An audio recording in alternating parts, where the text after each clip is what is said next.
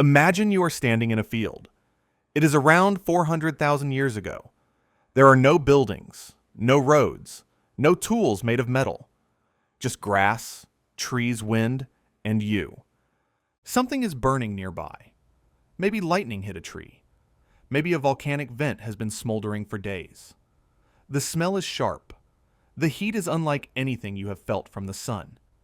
And the light, flickering, alive, moving, is like nothing you have ever seen. Now here's the question that nobody has ever been able to fully answer. What did that person do next? Did they run? Probably at first. Every other animal did. Fire is one of the only things on Earth that nearly all animals fear on instinct. And that instinct almost certainly existed in our ancestors too. But at some point, a human didn't run. At some point, a human stopped, watched, moved closer, and eventually touched it, fed it, carried it, and changed the course of life on this planet forever. We know fire changed everything. It cooked our food, which changed the shape of our skulls and the size of our brains. It kept predators away at night. It extended the day beyond sunset. It gathered people together around a single point of warmth and light. And that gathering may have given birth to language, storytelling, and culture itself. But how did the first person figure all of that out? How do you go from running away from fire to deliberately making it? That journey took hundreds of thousands of years, and it is one of the most remarkable stories in the history of our species. The oldest evidence we have of early humans interacting with fire goes back roughly 1 million years, found in a cave in South Africa called Wonderwerk Cave. Archaeologists found burned animal bones and plant ash at depths that suggest deliberate, controlled use, not a wildfire blowing through.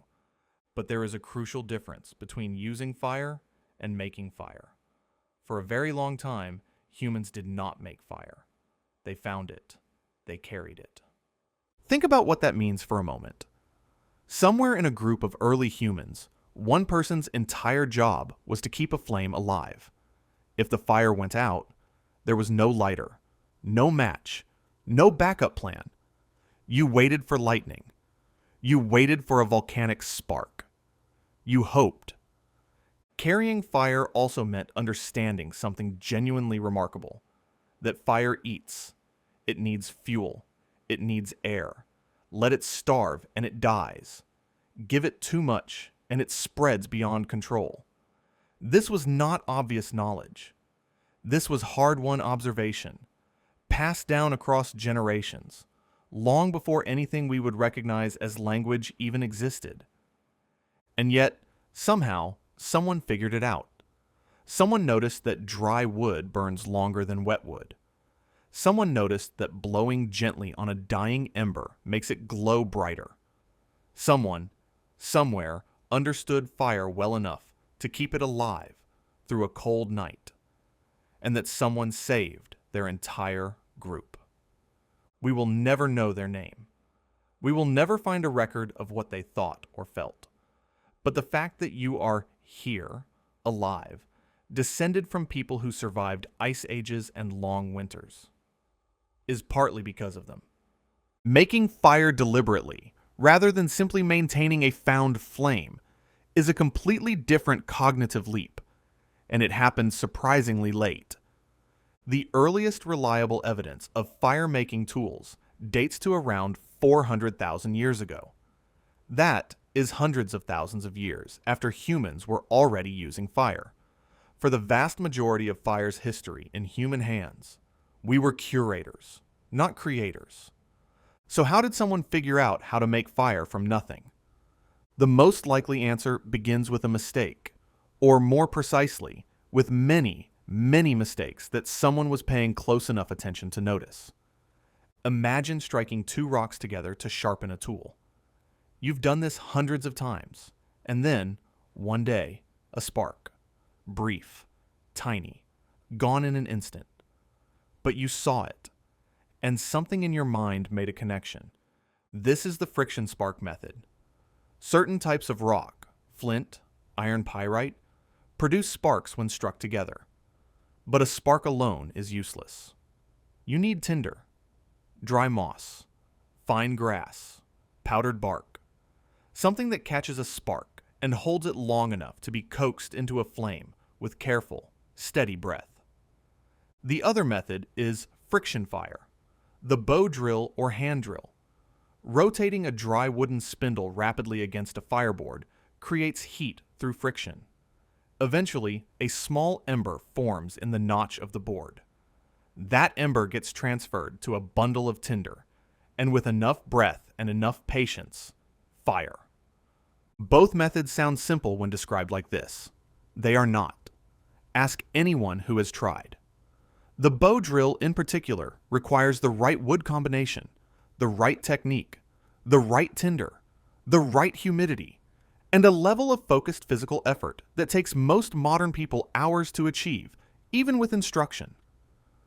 Someone had to figure all of this out with no instruction at all. No video, no teacher, no manual. Just observation, failure, and the relentless human tendency to try again. Here's where the story gets even more interesting. Fire didn't just help humans survive, it changed what humans are. The most important effect was cooking. Before fire, our ancestors ate raw food. Roots, tubers, meat, whatever they could find. Raw food is hard to digest. It takes enormous amounts of energy to break down. Your gut has to work extremely hard, which means it needs to be large. And it was. Cooked food changes everything. Heat breaks down the cellular structure of food before it even enters your body. Cooked meat is far easier to digest than raw meat. Cooked tubers release far more calories than raw ones. Suddenly, the same amount of food gives you dramatically more energy. Harvard biological anthropologist Richard Wrangham has argued, controversially but compellingly, that cooking is the reason the human brain grew so dramatically. The brain is an incredibly expensive organ. It consumes roughly 20% of your body's energy, despite being only 2% of your body weight. For it to grow, your body needed a reliable caloric surplus. Fire provided that surplus. And as the gut shrank, because it no longer needed to work as hard, energy was freed up for the brain to expand. Over hundreds of thousands of years, the human skull got rounder, the jaw got smaller, and the brain got dramatically larger. Fire also changed our social structure. Cooking takes time. Sitting around a fire takes time. And that enforced stillness, that daily gathering around heat and light, created conditions for something new. Conversation. Anthropologist Polly Wiesner studied the Ju-Hwansi people of the Kalahari, one of the world's few remaining hunter-gatherer societies, and found something striking. During the day, conversations were almost entirely practical, about food, tasks, immediate problems. But at night, around the fire, the conversations shifted. Stories, laughter, gossip, moral questions. The kind of talk that builds relationships, establishes trust, and binds communities together. Fire, in other words, may have created the conditions for everything we recognize as distinctly human. One of the most fascinating aspects of fire's history is that it wasn't discovered once. It was discovered many times, independently, by different groups of humans across different continents. This tells us something profound. Firemaking wasn't a single stroke of genius that spread from one lucky individual to the entire world. It was a technology that humans were cognitively ready to discover, and did discover, wherever the conditions were right. The pattern repeats throughout human prehistory. The same tools, the same techniques, emerging independently on opposite sides of the planet. Anthropologists call this convergent cultural evolution. The idea that when humans with similar cognitive abilities face similar problems, they often arrive at similar solutions. Fire is the most dramatic example, but you see it with other technologies too. The bow and arrow was invented independently in Africa, Europe, and the Americas. Agriculture emerged separately in the Middle East, China, and Mesoamerica. The wheel appeared in multiple places within a few centuries of each other. What this suggests is that human ingenuity is not a matter of individual genius. It is a matter of cognitive readiness meeting opportunity. The right brain, in the right environment, with enough time and enough failure, eventually figures things out. And fire required all of those things. It required a brain capable of causal reasoning, understanding that if I do X, Y happens. It required memory, the ability to recall that wet wood produced less fire than dry wood 3 weeks ago. It required communication, the ability to pass that knowledge to someone else before they died. In a very real sense, the discovery of fire was not just a discovery about the physical world. It was proof that the human mind had become something new, something capable of observation, inference, and deliberate problem solving in a way that no other animal had achieved. So what is the real answer to the question we started with? How did the first person to discover fire figure out what to do with it? The honest answer is slowly, imperfectly, collaboratively, over an almost incomprehensible stretch of time. There was no single eureka moment. No one genius who sat down one afternoon and worked out the physics of combustion. What happened was something far more human. A long, messy, multi-generational accumulation of small observations, lucky accidents, and hard-won knowledge passed from person to person across tens of thousands of years. And that, if you think about it, is far more remarkable than a single invention. Because what it tells us is that the discovery of fire was not a moment. It was a process.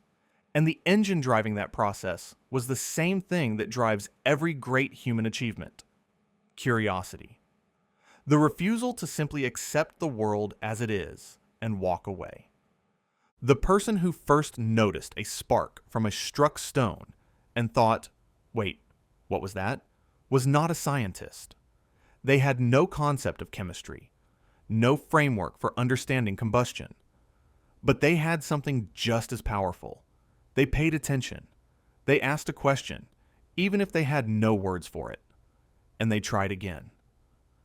Every technology you use today, every screen, every engine, every light switch, traces a line back through history to a moment like that. A moment of ordinary curiosity, in an extraordinary mind, in an unrecorded place, at a time we can barely imagine. The fire was always there, waiting in the flint. It just took a human being to find it. Thanks for watching Quiet Atom. If this made you think, there is more where that came from. Subscribe and stay curious.